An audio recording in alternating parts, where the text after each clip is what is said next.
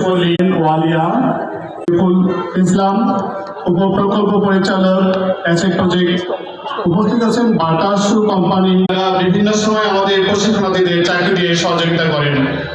উপস্থিত আছেন এসওএস শিশুপল্লী ঢাকার ভিলেজ ডিরেক্টর জনাব মোহাম্মদ ইউসুফ আলী। উপস্থিত আছেন এসওএস সঞ্চালনার দায়িত্বে আছি।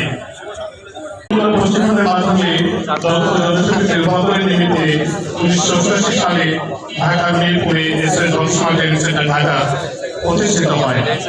সম্মানিত সুধী, বর্তমানে SOS vocational training centre Dhaka প্রধান উপদেষ্টার কার্যালয় automotive mechanics, consumer electronics, refrigeration and air conditioning ও গ্রাফিক ডিজাইন অকুপেশনে এসওএস প্রজেক্ট আওতায় 6 মাস ও ব্র্যান্ড পাওয়ার প্রজেক্টের 3 মাস থেকে তোলা করবে। অ্যাসেট প্রজেক্টের ইলেকট্রিক্যাল ইনস্টলেশন